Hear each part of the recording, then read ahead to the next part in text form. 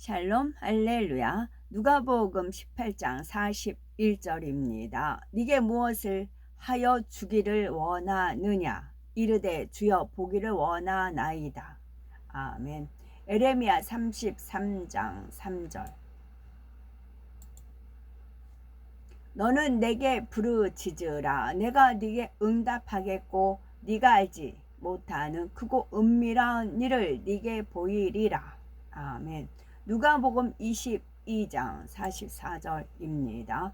예수께서 힘쓰고 애써 더욱 간절히 기도하시니 땀이 땅에 떨어지는 핏방울 같이 되더라. 아멘. 제목은 무엇을 하여 주기를 원하느냐입니다. 교회에 처음 온 사람이라도 하나님을 마음 중심에서 믿기만 한다면 아무리 크고 어려워 보이는 문제도 능히 해결할 수가 있습니다. 마태복음 7장 11절에 하늘에 계신 너희 아버지께서 구하는 자에게 좋은 것으로 주시지 않겠느냐 한 것처럼 하나님께서는 자녀들에게 좋은 것 주기를 원하시기 때문이지요. 누가복음 18장 35절을 보니 예수님께서 근본의 소리를 발하시자 소경이 눈을 뜬 사건이 나옵니다. 길가에 앉아 구걸하던 소경은 예수님께서 지나가신다는 소리를 듣고 다윗의 자손 예수여 나를 불쌍히 여기소서라고 크게 외쳤습니다. 사람들이 꾸짖으며 잠잠하라고 하자 그는 더욱 크게 소리를 질렀지요. 이때 예수님께서 소경에게 네게 무엇을 하여 주기를 원하느냐라고 묻습니다. 그러자 주여 보기를 원하나이다 라고 대답하지요. 이에 예수님께서 보아라 네 믿음이 너를 구원하였느니라 하시자 눈을 떠서 보게 되었지요. 그는 하나님께 영광 돌리며 예수님을 붙쫓았고 많은 사람이 하나님을 찬양하였습니다. 예수님께서 네게 무엇을 하여 주기를 원하느냐 보아라 네 믿음이 너를 구원하였느니라 하신 말씀은 근본의 소리입니다. 근본의 소리란 태초에 빛이 있으라 하시며 말씀으로 천지 만물을 창조하신 하나님의 소리를 뜻하지요. 이처럼 근본의 소리로 하나님의 응답을 받으려면 합당한 조건을 갖추어야 되겠죠. 근본의 소리를 바랄 때 응답 받으려면 첫째는 마음 중심에서 신뢰해야 합니다. 두 번째는 공의에 맞게 부르짖어 간구해야 되겠고 세 번째는 변개하지 않는 온전한 믿음이 있어야 하고 네 번째는 겉옷을 내버리는 순종의 행함이 있어야 합니다. 근본의 소리를 바랄 때 응답 받으려면 마음 중심에서 신뢰해야 되지요. 예수님께서는 각 성과 마을을 두루 다니시며 천국 복음을 전파하시고 표적을 나타내며 말씀을 확증하셨지요. 걷지 못하는 사람이 일어나 뛰고 문둥병이 치료되었으며 눈먼 사람이 눈을 뜨고 말 못하는 사람이 말하며 듣지 못하는 사람이 듣고 귀신이 나가는 등 갖가지 질병과 연약함을 고치셨습니다. 이러한 소문은 널리 퍼졌고 예수님께서 어디를 가시든지 많은 사람이 모여들었지요. 그래서 소경은 예수님께서 지나가신다는 소리를 듣고 큰 소리로 다윗의 자손 예수여 나를 불쌍히 여기소서라고 부르짖었던 것입니다. 예수님께서 자신의 눈을 뜨게 해주실 것을 믿었기 때문이지요. 또한 다윗의 자손 예수여라고 한 것은 예수님께서 구세주로 오신 분임을 믿는 믿음의 고백이기도 합니다. 또한 믿음은 들음에서 난다 하였잖아요. 소경은 앞은 보지 못해요. 근데 주변에 사는 사람들의 말은 들었어요. 예수님께서 이러이러하게 해서 이러이러한 기사와 표적, 이제 병든 자가 일어난다. 그걸 늘 들었어요. 그러다 보니 믿음이 생긴 겁니다. 그 믿음이 확고하게 생긴 거지요. 그래서 치료받은 것입니다. 그래서 제가 그래서를 제가 이렇게 많이 쓰더라고요. 그래서 연유를 동이 떠서 서로 가잖아요.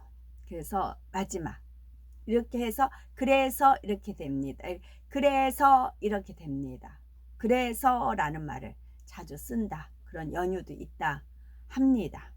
그래서 결론은 그래서 제가 사랑의 성이라든가 천국 가면은 어떤 형상으로 바뀔 것인가, 그런 모습, 그런 거를 제가 올려드리는 이유가 그래요. 자꾸 봄으로써 저는 봐도 늘 새로워요. 그게 또한 저는 바라봄의 법칙이고 거기 될 것을 믿고 그렇게 되는 것이지요. 저는 믿음이 확실하니까. 이스라엘 백성이라면 누구나 다윗의 자손에게서 구세주가 태어난다는 사실을 알고 있었습니다. 이러한 예수님을 구세주로 인정하고 눈을 뜨게 해줄 수 있는 분임을 마음 중심에서 믿었다는 것이 바로 응답받은 첫 번째 이유이지요.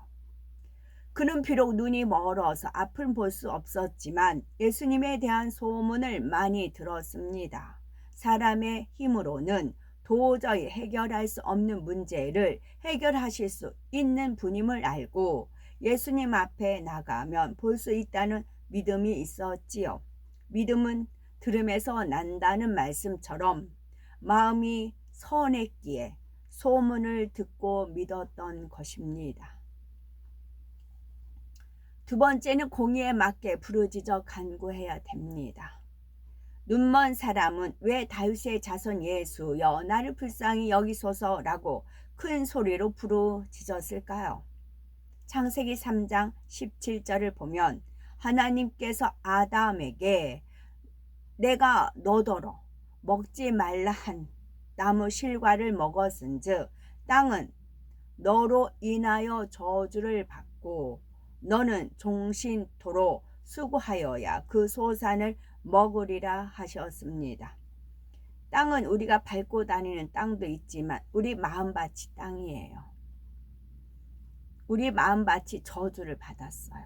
심히 부패한 것 중에 만물보다 심히 부패한 것이 마음이라 했어요. 우리는 이 마음을 생명수로 하나님 말씀과 기도로 예수님이 인자의 살과 피를 먹고 마시는 자마다 그 말씀이 있잖아요. 그래서 우리가 저주받은 내 땅을 축복의 땅으로 젖과 꿀이 흐르는 가나안 땅으로 바꾸어야 됩니다. 젖과 꿀, 젖은 순전한 젖을 사모하라. 젖이 하나님 말씀이에요. 꿀, 젖과 꿀이 흐르는 땅으로 바꾸는 겁니다. 누구나 가능하다고요.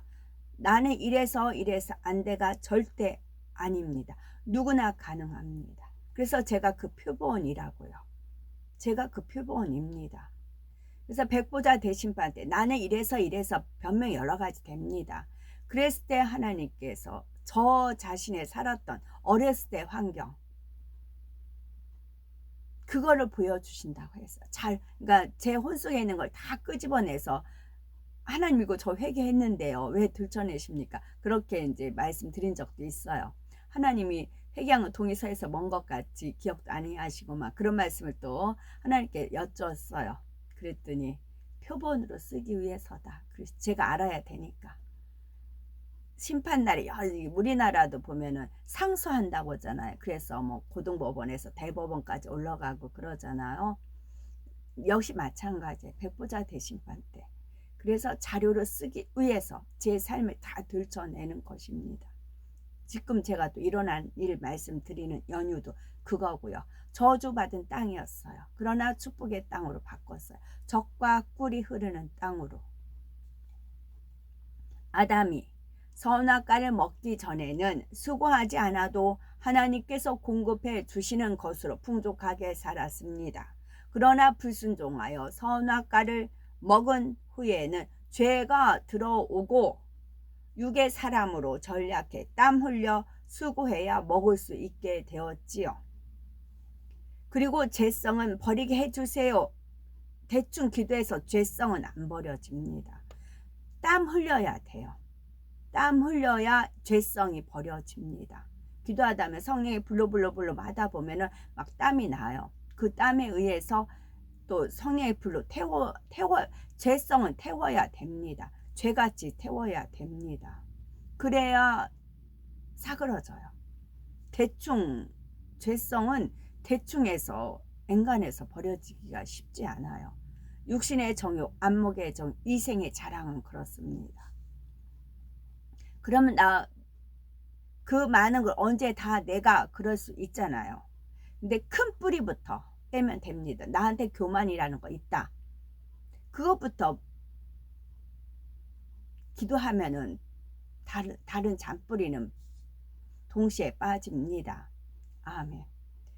그것이 바로 하나님께서 정하신 공의이므로 우리가 하나님으로부터 응답받기 위해서도 땀을 흘려야 합니다. 즉 마음과 뜻과 정성을 다해 부르짖어 기도하는 수고를 해야 응답받을 수 있는 것이지요. 에레미야 33장 3절에 너는 내게 부르짖으라 내가 네게 응답하겠고 네가 알지 못하는 크고 비밀한 일을 네게 보이리라 했으며, 누가복음 22장 44절에는 예수께서 힘쓰고 애써 더욱 간절히 기도하시니 땀이 땅에 떨어지는 핏방울같이 되더라 했습니다. 아무런 죄가 없는 예수님도 이 땅에 육신을 입고 왔기 때문에 하나님께서 정하신 공의에 맞도록 부르짖어 기도하셨지요. 하물며 하나님의 능력으로 불가능한 문제를 응답받고자 한다면 어떠해야 하겠습니까? 따라서 소경이 응답받을 수 있었던 두 번째 이유는 공의에 맞게 부르짖어 구했기 때문이지요. 세 번째는 변개하지 않는 온전한 믿음이 있어야 합니다. 어떤 사람은 하나님께서 우리 중심을 아시기 때문에 소리내어 기도할 필요가 없다고 하는데 그렇지 않습니다. 눈먼 사람도 사람들이 잠잠하라고 꾸짖었지만 더 큰 소리로 부르짖었지요. 사람들의 말을 따른 것이 아니라 간절한 심정으로 공의에 맞게 구하였지요. 따라서 소경이 눈을 뜰 수 있었던 세 번째 이유는 어떤 상황에서도 변개하지 않는 온전한 믿음을 내보였다는 점입니다. 만일 소경이 사람들이 잠잠하라고 꾸짖었을 때 기분이 상해 낙심했다면 결코 응답받지 못했을 겁니다. 소경은 예수님을 만나면 볼 수 있다는 믿음이 확고했기에 거기에 굴하지 않고 간절히 부르짖어 응답받을 수 있었지요. 어떤 분은 큰 문제를 해결하기 위해 하나님 앞에 나왔으면서도 사소한 일로 감정이 상해 돌아가 버리거나 전적으로 하나님을 의뢰하지 못하는 경우가 있습니다. 그러나 진정 어떤 어려운 문제라도 해결할 수 있다는 믿음만 있다면 변함없이 겸비한 마음으로 하나님께 은혜를 구해야 되는 것이지요. 마지막으로 네 번째는 겉옷을 내버리는 순종의 행함이 있어야 합니다. 예수님께서 여리고로 들어가실 때 소경이 치료받았는데 마가복음 10장 46에서 52절을 보니 여리고를 떠나실 때에도 예수님께서 눈먼 사람을 치료해 주신 장면이 나옵니다. 소경 거지 바디메오가 그 주인공이지요. 바디메오는 예수님께서 지나가신다는 말을 듣고 크게 소리질러 자신을 불쌍히 여겨달라고 간구하였습니다. 예수님께서 불러오게 하시자 그는 겉옷을 내버리고 왔지요. 그가 겉옷을 버리고 예수님께 나왔기에 응답받을 수 있었습니다. 겉옷을 내버린 데에는 어떤 영적 의미가 있는 걸까요? 거지의 옷은 더럽고 역한 냄새가 나지만 자신의 몸을 지켜줄 수 있는 유일한 재산입니다. 그러나 바디메오는 추하고 냄새나는 옷을 입고는 도저히 예수님 앞에 나갈 수가 없었지요. 자신이 만나고자 하는 예수님께서는 매우 거룩하고 깨끗하신 분으로 많은 사람에게 은혜를 주고 치료해 주며 가난한 사람들에게 소망을 주고 병든 사람에게 희망을 주는 좋은 분임을 알았습니다. 그러니 냄새나고 추한 옷을 입고는 그 앞에 나갈 수가 없다는 양심의 소리를 듣고 순종의 겉옷을 내버린 것이지요. 바디메오는 성령 받기 전이었으나 선한 양심의 소리를 듣고 순종하였던 것이지요. 자신의 유일한 재산이자 가장 소중한 겉옷이라도 즉시 내버린 것입니다. 여기서 겉옷은 영적으로 우리의 추하고 냄새 나는 마음을 뜻합니다. 자존심, 교만 등 온갖 더러운 비진리의 마음이지요. 여기에는 우리가 거룩하신 하나님을 만나려면 추하고 냄새나는 모든 죄를 벗어버려야 한다는 영적 의미가 있습니다. 진정 응답받기를 원한다면 성령의 음성에 순종하여 성령께서 떠올려 주시는 제목을 낱낱이 회개해야 되는 것이지요. 또한 거짓 바디메오처럼 성령의 음성으로 주관해 주시는 것에 주저함 없이 순종해야 합니다.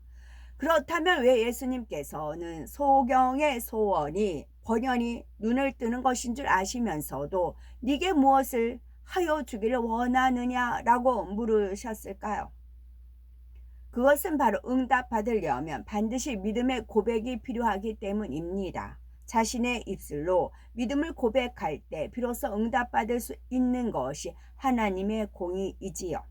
눈먼 사람이 응답받을 수 있는 합당한 자격을 갖추었기 때문에 예수님께서는 그에게 응답을 주시고자 무엇을 하여 주기를 원하느냐 물으신 것입니다.